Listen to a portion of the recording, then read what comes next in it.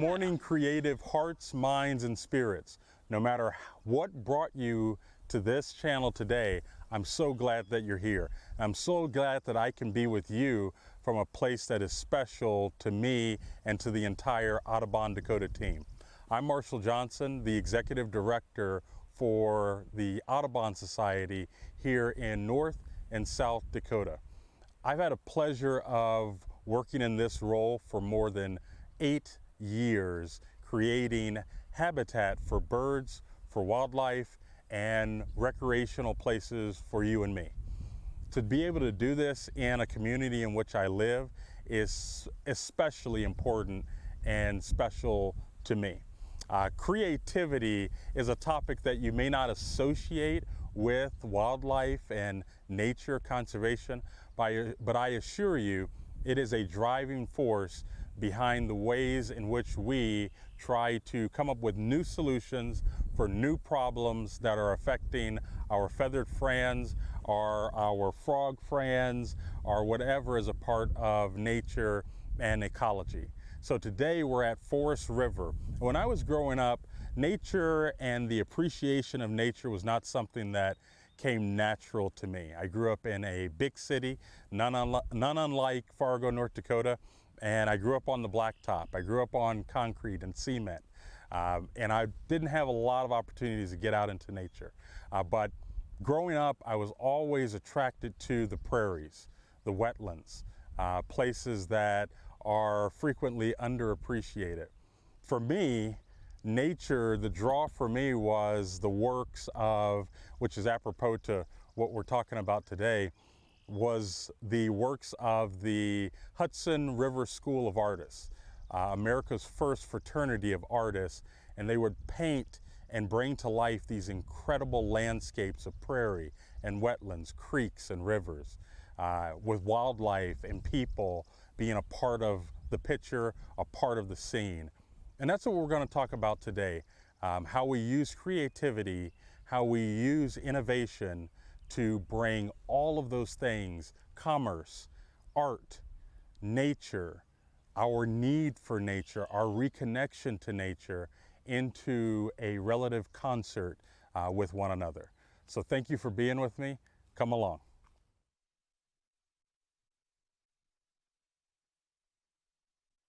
I mentioned the word prairie, wetlands. These are an ecosystem, and prairie wetlands are the most ubiquitous native ecosystem in North America. Following the retreat of ancient glacial Lake Agassiz, prairie sprouted up and floodplain forests like what we see here. Prairies are typified by the native grasses and forbs that occupy them. This is big bluestem. Big bluestem is a typical eastern tallgrass prairie species that we find here in the Red River Valley. Something to note about prairies: when you see a prairie plant that may be like this plant 4 or 5 feet tall, there's actually 3 to 4 times that beneath the soil. And those deep root systems of prairie plants allow prairies to take in, filtrate water, and cycle carbon out of the atmosphere. This is about an acre of prairie that we're on right now. That's storing between 30 and 50 metric tons of carbon out of the atmosphere. Each acre of prairie in this part of the world stores that much carbon. So those vital ecosystem services are a benchmark for what we're trying to create when we're recreating what was here naturally. Also, prairie wetlands store water, and that was particularly important when we created the Urban Woods and Prairies Initiative. This was once a flood, and still is a floodplain. This was a gated community, and now we're creating these buffers, which are nature parks for us, but important buffers for our city along the Red River.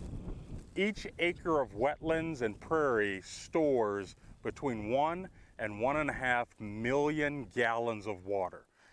You compare that to your lawn grass at home or at your apartment building or wherever. Each acre of native grassland can process up to 9 inches of rain during a heavy wet cycle. Your lawn grass at home can process no more than ½ an inch every hour. Huge difference. That's why we want to create native habitat like this in a city landscape like Fargo-Moorhead. And each acre creates habitat for wildlife, but also what I'll talk a lot about are ecosystem services, those important functions that places like this give wildlife, give us, and give our community as a whole.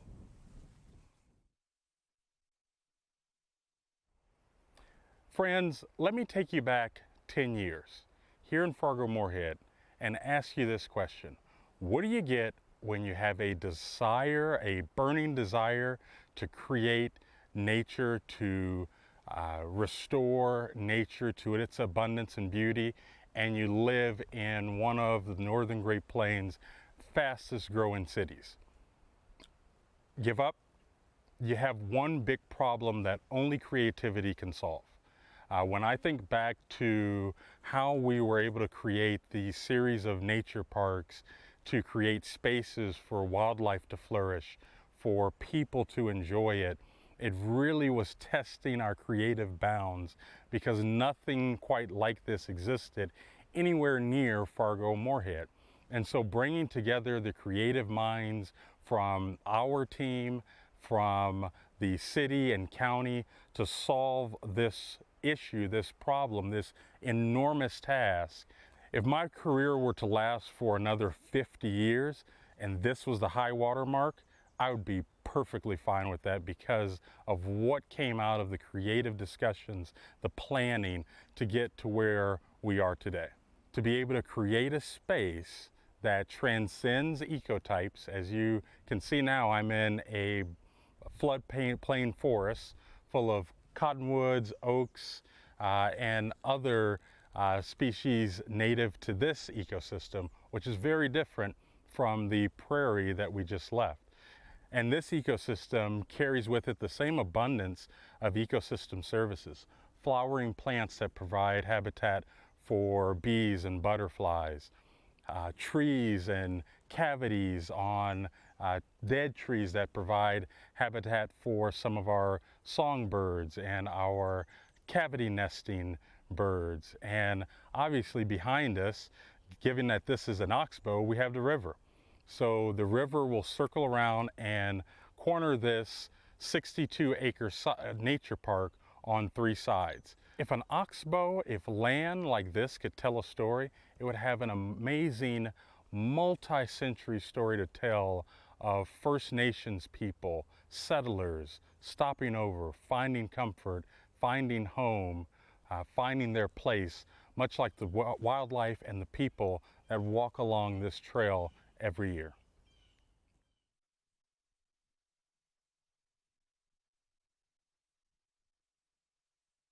Being here in nature reminds me of a question that I am asked over and over again. Marshall, how can I live a more nature-centered life? And it's such a great question. And it involves creativity in how we live, and creativity in finding time in our schedule to get reconnected to nature. And that's, if I were to give 2 answers to that question, they'd be 1 and 2. Number 1, get reconnected to nature. Fight what Richard Louv described in his book, Last Child Left in the Wilderness, as nature deficit disorder. Fight that at any cost. Being a part of nature, knowing our place within the cycles of nature is critical to our development and our overall emotional, physical well-being.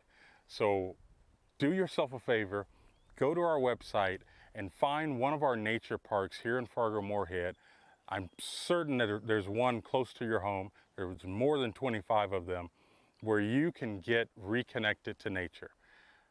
Number 2, it's eating, it's living a life that is supportive of nature and nature cycles. When I think about the ways in which creativity has played a role in the work of the Audubon Dakota team, obviously creating 1,500 acres of natural habitat for people to recreate in is high on that list.